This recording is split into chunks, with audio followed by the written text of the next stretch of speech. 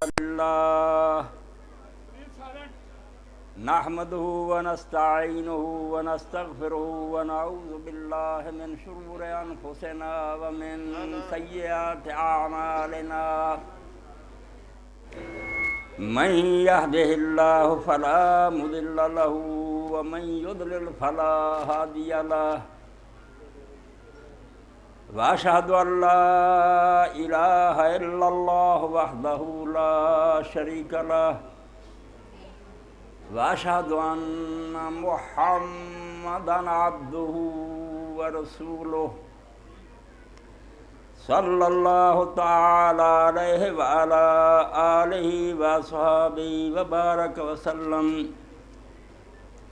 يا أيها الذين آمنوا اتقوا الله حق تقاته ولا تموتن إلا وأنتم مسلمون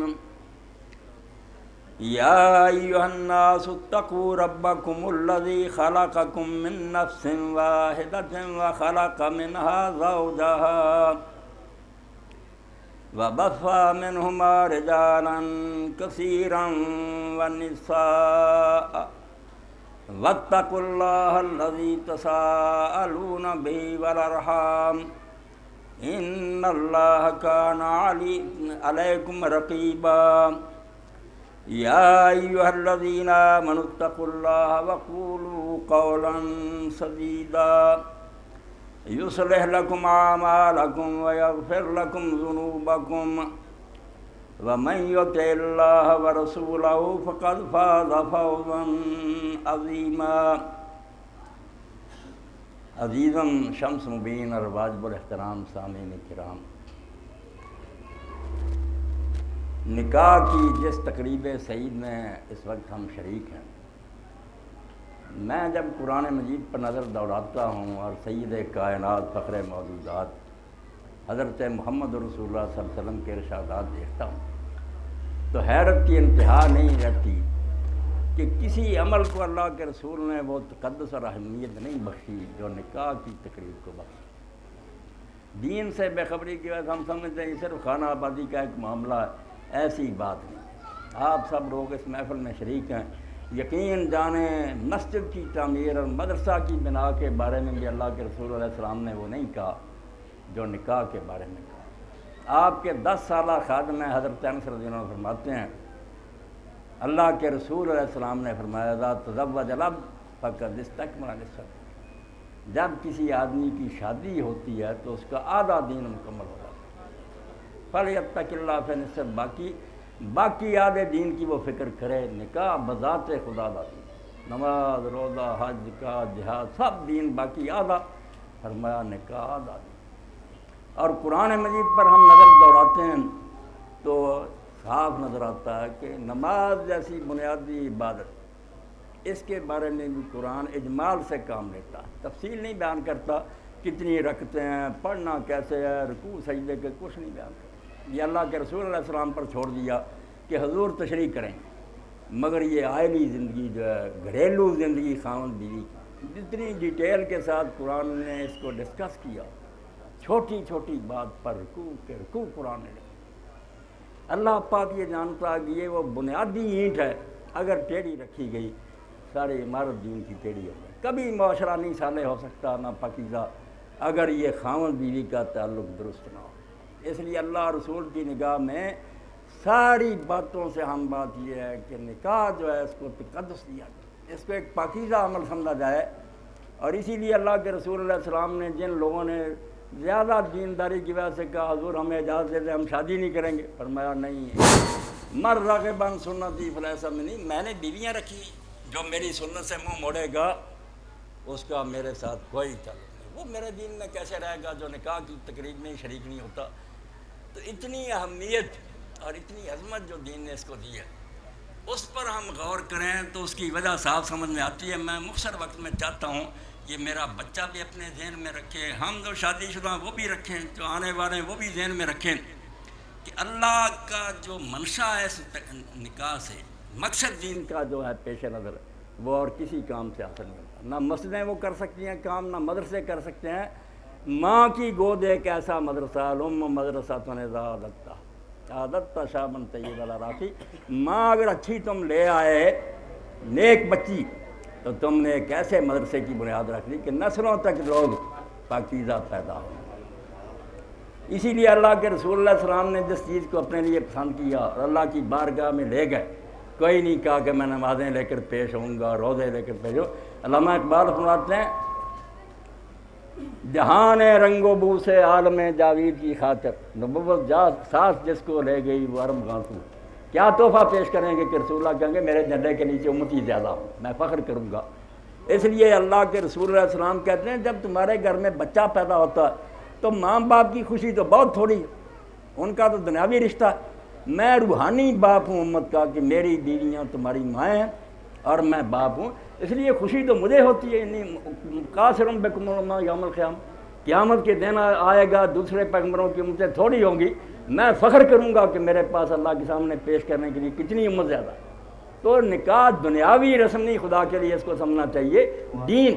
کہ آپ نے ایک ایسی پاکیزہ نسل کی بنیاد رکھنے کا ارادہ کیا ہے۔ اللہ ایسا ہی کرے کہ شمس مبین کو اور میری بچی کو اللہ ذریۃ طیبہ پاک اولاد دے، یہ بھی خوشی کریں۔ کیسی بات اللہ کے رسول اللہ علیہ وسلم نے فرمایا اگر چھوٹی عمر میں بچہ فوت ہو جائے سیونگ اکاؤنٹ، تو قیامت کے دن وہ بچہ جنت کے دروازے پر ہوگا۔ اب ظاہر وہ تو جنتی ہے، حساب کتاب ہی نہیں اس کا، مگر وہ آپ نے فرمایا جیسے ایک ماہر وکیل جھگڑا کرتا ہے اس طرح اللہ سے جھگڑا کرے گا کہ میں نہیں جنت میں داخل ہوں گا جب تک میرے ماں باپ کو جنت میں داخل کیا۔ کتنا بڑا سرمایہ۔ اور اگر وہ بالغ ہو گیا،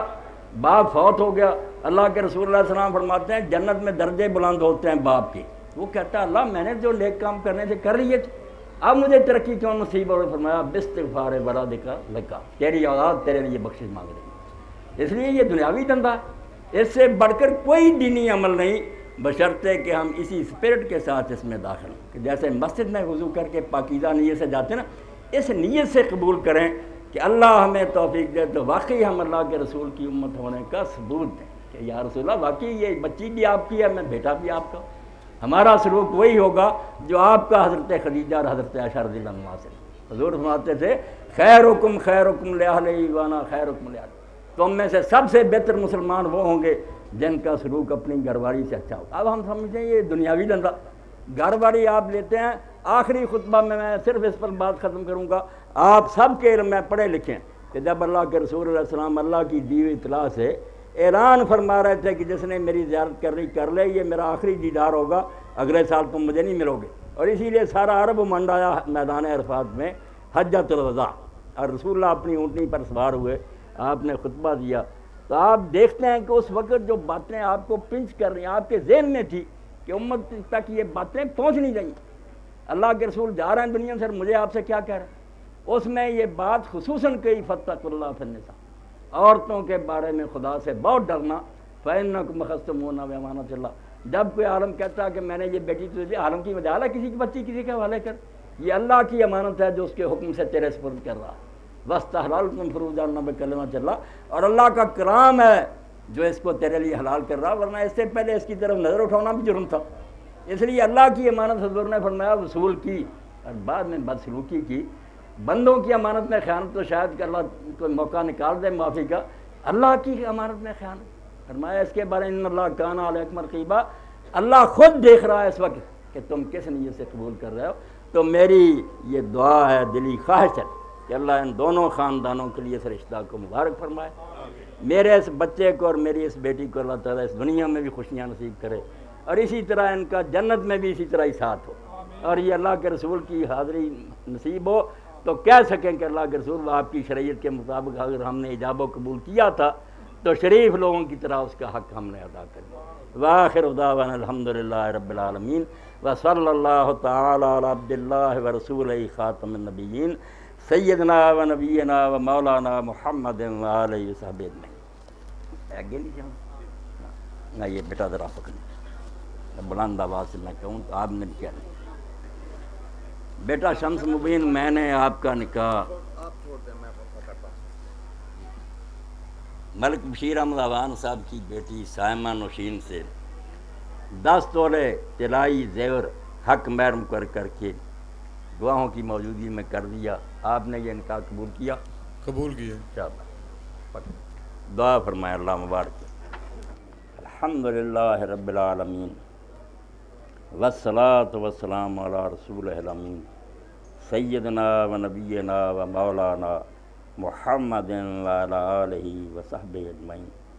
بارک اللہ لکا و بارک علیکا و جمع بینکما فی خیر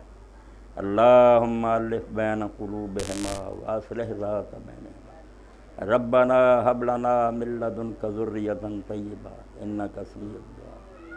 ربنا هب لنا من ازواجنا وذریاتنا قرۃ اعین واجعلنا للمتقین اماما ربنا آتنا فی الدنیا حسنۃ وفی الآخرۃ حسنۃ وقنا عذاب النار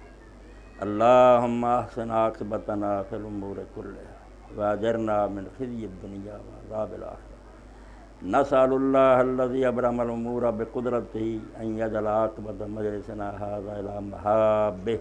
انہ ولی ذلک والقادر علیہ ربنا تقبل منا انک انت السمیع العلیم وتب علینا انک انت التواب الرحیم وصلی اللہ تعالی علی خیر خلقہ سیدنا و نبینا محمد وآلہ واصحابہ اجمعین آمین یا رب العالمین۔